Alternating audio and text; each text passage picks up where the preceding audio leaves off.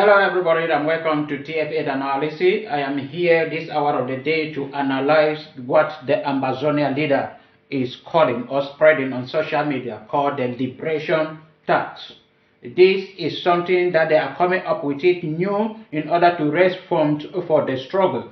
And we saw on social media where Capo Daniel is talking, demanding the regional delegate of Camp Water in Bamenda to pay 10 million francs CFA as a liberation tax for him to be free. And this money was paid by the relatives or the family of the regional delegate of Camp Water. I am here to analyze and to tell you what it means by a liberation tax, and who are those to pay and who are those to bear the consequences. And here I am, and then talking about the liberation tax introduced by the Ambazonia leader. And they have started put it into practice through the regional delegate of Camp Water. I am here to talk about the consequences and the effect or the impact of this liberation tax on the people of the Southern Cameroon. And then I am here to talk about the 10 million francs has been paid. 10 million francs has been paid to the Ambazonia leaders. And this 10 million francs, this is how the government of Cameroon will take it. Because the government of Cameroon is not a kind of government where you deal with them in a very stupid way. Because they are this is the corrupt government. That they know all the strategy of corruption and how to do anything in order to gain for themselves. And then this is how through corruption they will have this 10 million back to themselves. This 10 million will come back to them. This is how this 10 million will come back. It is through Camp Water that this money has been collected. The government will have this money with an interest. They will go through, and if 1 million people are using water in Bamenda, let's say 1 million meters are in Bamenda that are using this thing in Bamenda for water. Camp Water is in Bamenda, this 1 million. The government will just act in a very secret way. They know how to manipulate everything when it concerns corruption. They are perfect in it. This is how they will do. They will just add a very small unit in each of these 1 million meters of water, those consuming water in the northwest or southwest region. And then each, they add just that distance, and then the unit that they will add, the few units that they will add will cost maybe 50 francs from each citizen or from these 1 million people.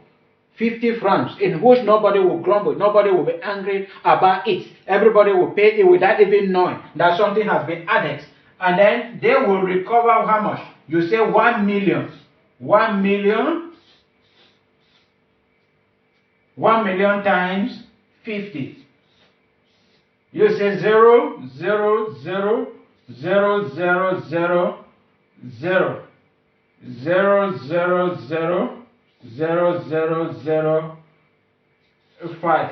It will give you 1, 2, 3, 4, 5, 6, 7, and then 5, which is equals to how much? Which is equals to 1 million, which will be equals to 50 million. It will be equals to 50 millions that they will recover from. Because of this act, the government will punish the citizens of this region, and then they will pay 50 million to the government coffers. And this is what they will recover because of this act that you people have implemented called the liberation tax. The government of Cameroon is not a government to joke with. And that is what I have been talking from the day this struggle started. That as people fighting for the freedom of others, you should think about your strategies. Let your strategy not be a calamity upon the people you are fighting for. Because this will be a serious calamity on the people. They will pay this.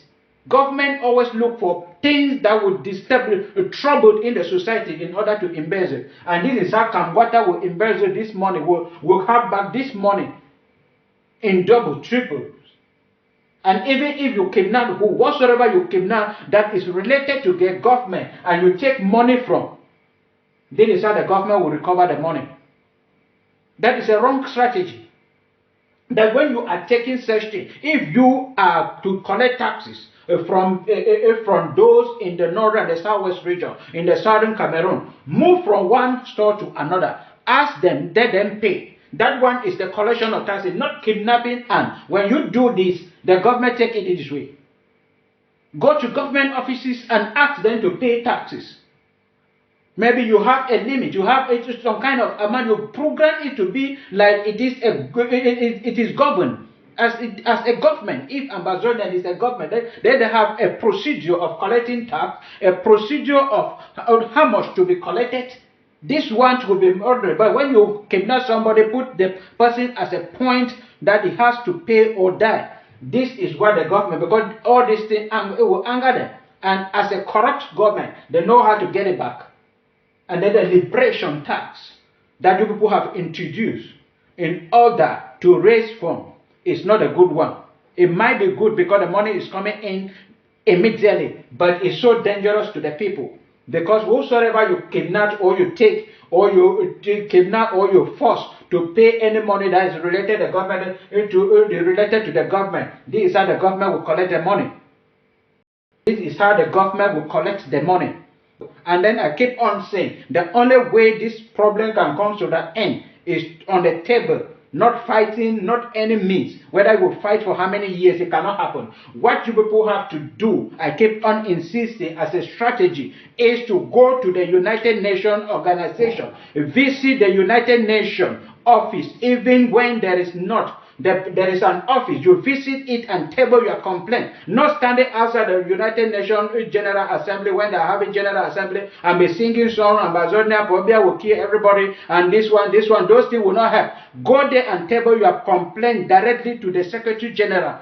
They will listen to you. They will give you a chance. They will give you a chance to sit and discuss with. Go to the US Congress, the Parliament, the European Union Parliament. Table your complaint. Let them give you an opportunity to, because they have been talking about the Anglophone problem. They will give you an opportunity to talk. And if all these powerful nations will stand together behind you, there will be a way. But all this kidnapping, killing, refusing children from not going to school, all these things can never and will never give a freedom or an independence to Southern Cameroon. The only way is through a peaceful talk.